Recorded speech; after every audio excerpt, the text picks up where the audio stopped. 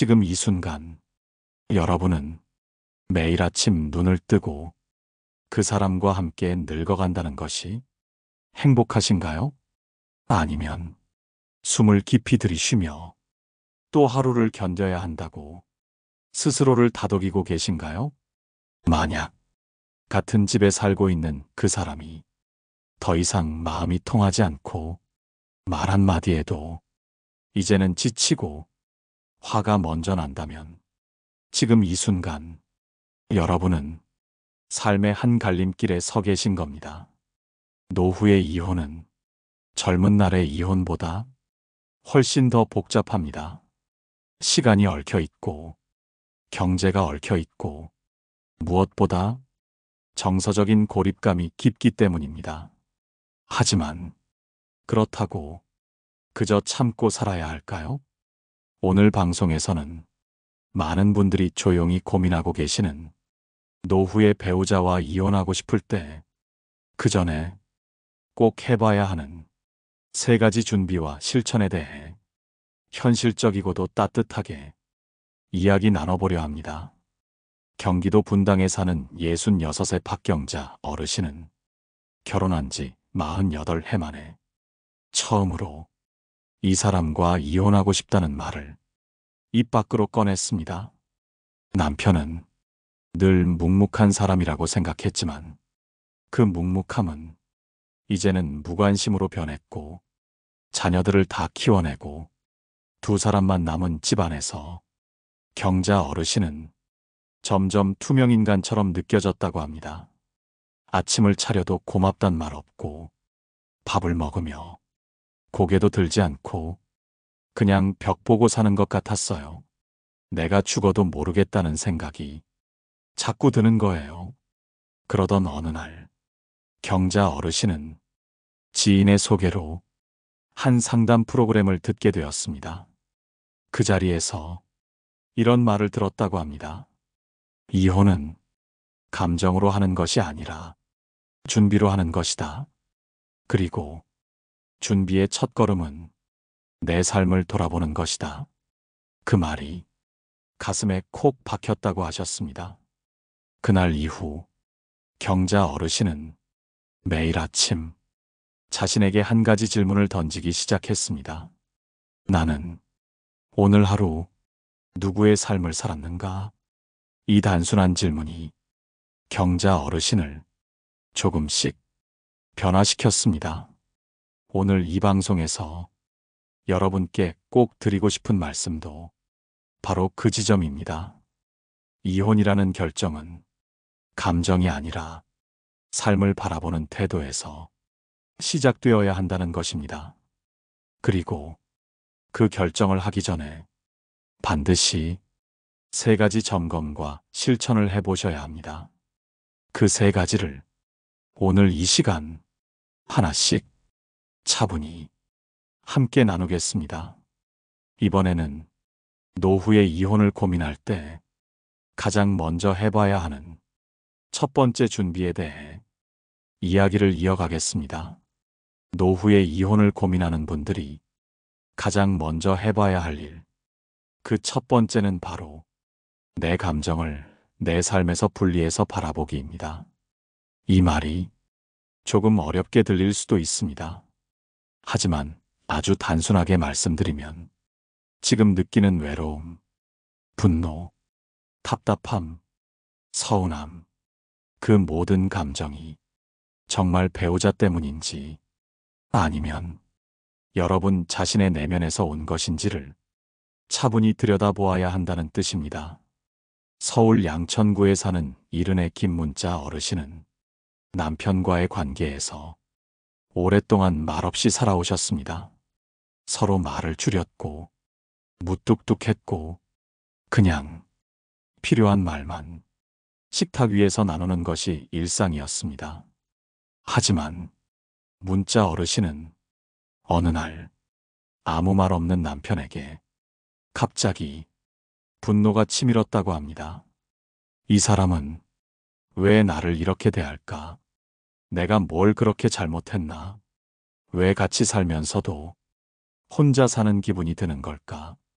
그렇게 몇 날 며칠을 마음속으로 고민한 끝에 지인 소개로 마음공부 모임에 나가게 되었고, 거기서 감정일기를 쓰기 시작했습니다. 매일 밤 하루 중 가장 괴로웠던 순간 하나를 적고, 그때 느꼈던 감정과 그 감정이 어디서 왔는지를 천천히 정리해 나갔습니다. 처음엔 모든 문장의 주어가 남편이로 시작됐지만 일주일, 2주일 지나면서 점점 글이 달라졌다고 합니다. 오늘은 내가 내 기분을 놓쳤다. 내가 기대를 너무 많이 했던 것 같다. 남편의 말 한마디에 내가 너무 쉽게 무너졌다. 그 일기를 쓰기 시작한 지 한 달째 문자 어르신은 이혼이라는 단어를 꺼내지 않게 되었습니다. 나는 이혼이 필요한 게 아니라 나를 돌보는 시간이 필요했던 거예요. 그걸 모르고 남편만 미워했던 거죠. 여러분, 이혼은 상대를 바꾸고 싶을 때 꺼내는 단어가 아닙니다. 오히려 내가 내 삶에서 어떤 감정과 어떤 상처를 품고 살아왔는지를 먼저 바라보고, 그것이 정말로 이 사람과의 관계에서 비롯된 건지 아니면 내 안의 공허함에서 시작된 건지를 알아가는 과정부터 시작해야 합니다.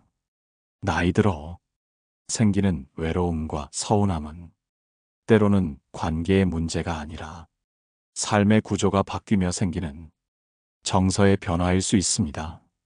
아이들이 떠나고 사회적 역할이 줄어들며 부부만 남았을 때 우리 안에 있던 감정들이 한꺼번에 올라오는 겁니다.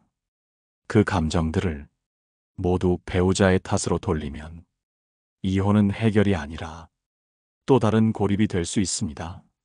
그래서 이혼을 말하기 전에 반드시 먼저 해야 할 일은 내 감정을 내 삶과 분리해서 들여다보는 훈련입니다. 오늘 하루 여러분은 무엇 때문에 슬펐고 무엇 때문에 화가 났으며 그 감정이 정말 그 사람 때문이었는지를 적어보시길 권해드립니다. 그 작은 기록이 여러분의 진짜 마음을 알게 해주는 거울이 되어줄 것입니다. 이번에는 이혼을 고민하기 전에 꼭 점검해야 할 두 번째 실천에 대해 이어가겠습니다. 두 번째 실천은 지금 내가 이 사람 없이도 진짜 잘 살 수 있는가를 현실적으로 점검해 보는 것입니다.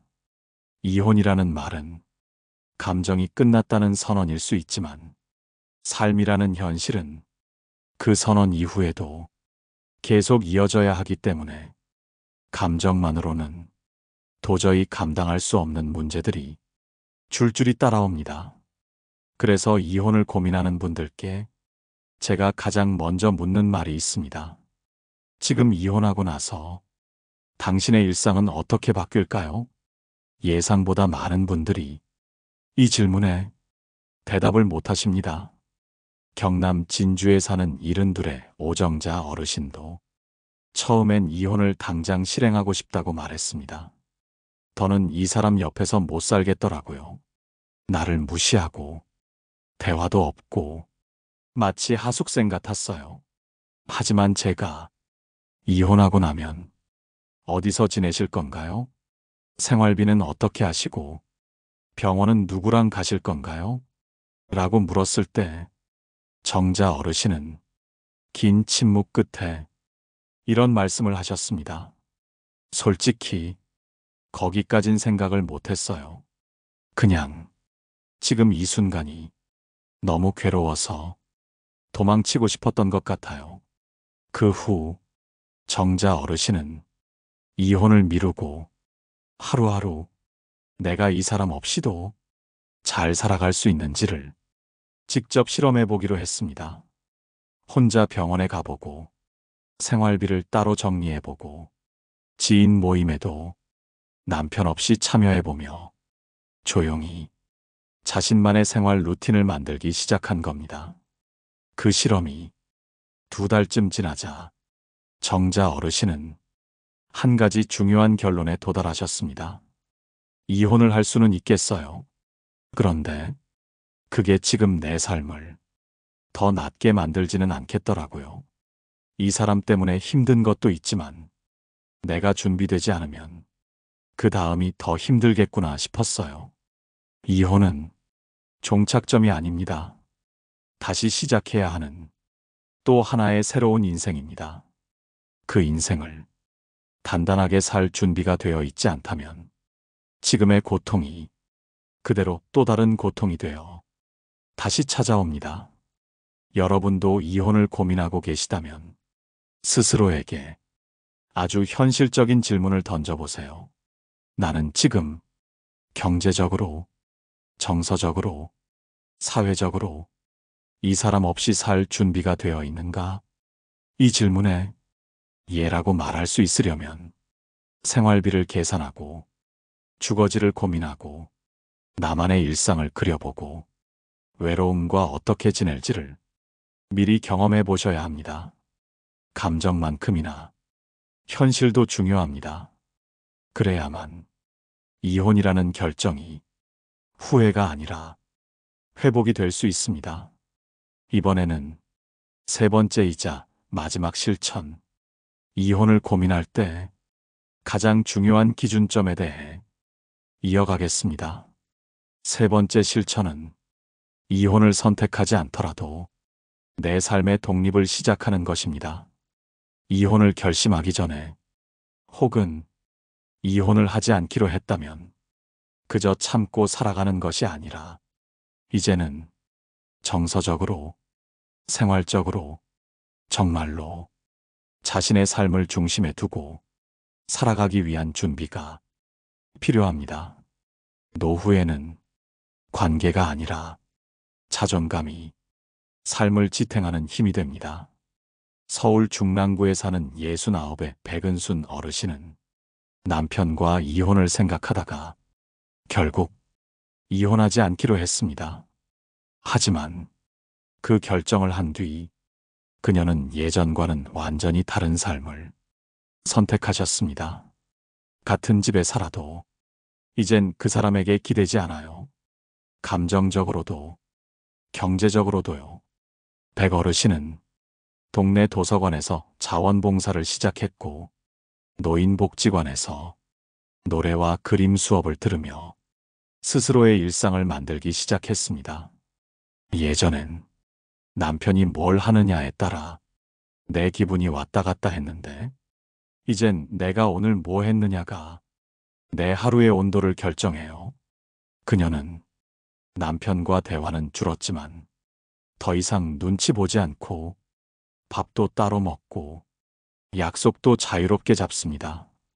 그 사람은 그대로지만 내가 변하니까 집안 공기가 달라졌어요.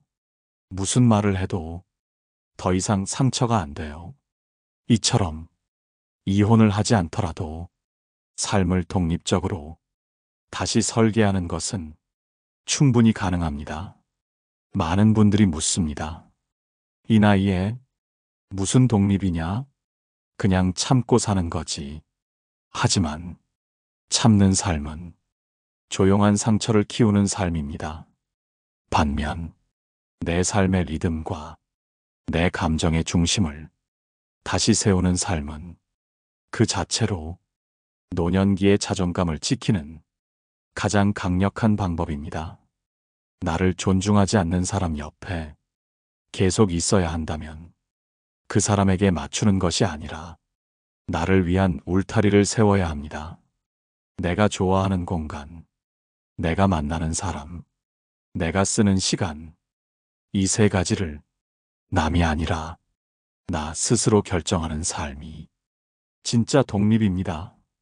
이혼은 선택일 뿐 정답은 아닙니다. 중요한 건 내가 사라지는 결혼 생활이 아니라 내가 나로 존재하는 삶을 만들어가는 것입니다. 철학자 알랭드 보통은 좋은 인생이란 누구에게 사랑받는 인생이 아니라 스스로에게 존중받는 인생이다 라고 말했습니다. 지금 이혼을 고민하고 계시다면 그 결론에 앞서 먼저 여러분 스스로에게 존중을 건네보십시오. 이번에는 오늘의 이야기를 차분히 정리하고 여러분께 다시 한번 따뜻한 마음으로 말씀을 드리며 마무리를 이어가겠습니다.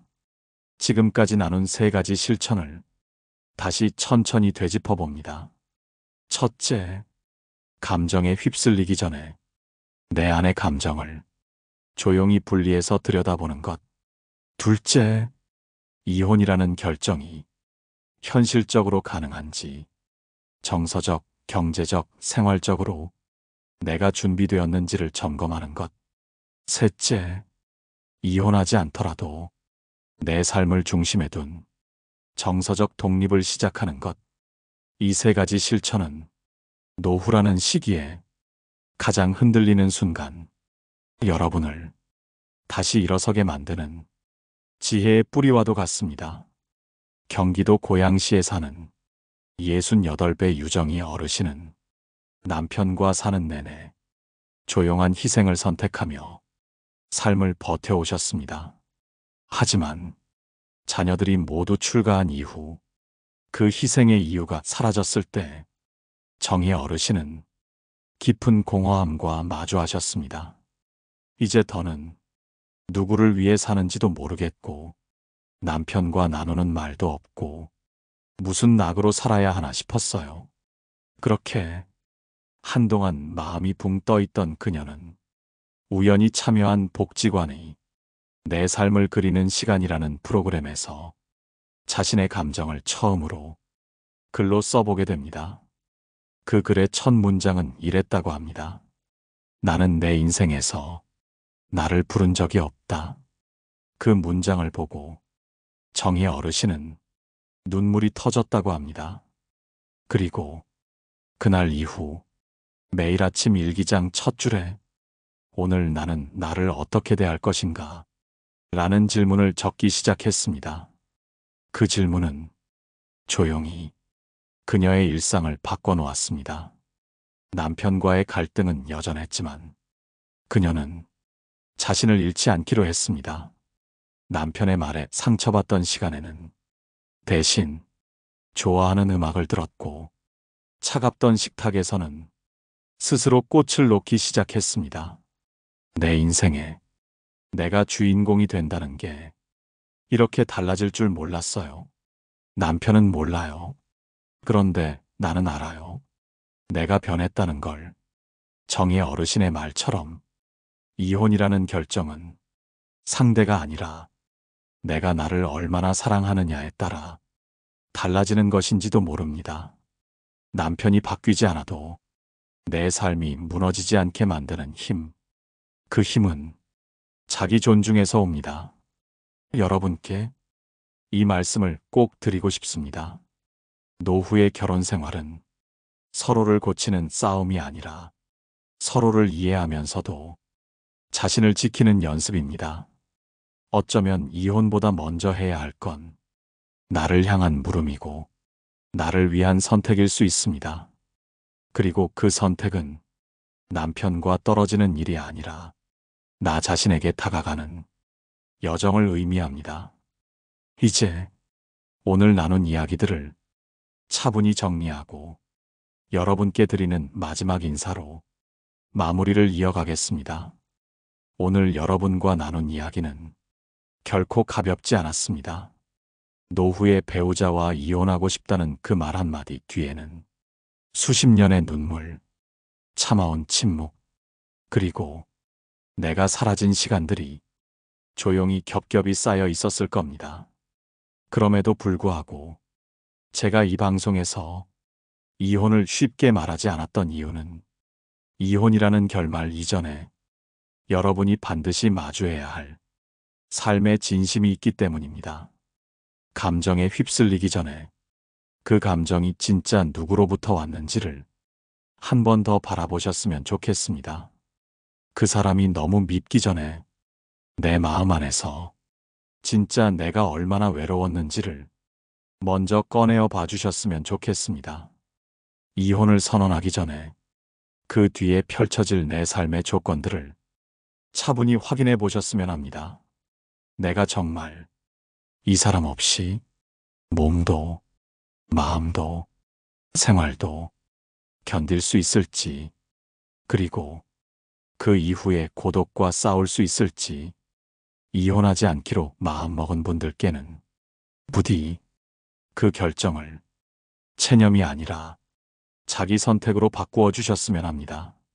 나는 참는 게 아니라 나를 지키는 삶을 택한 것이다.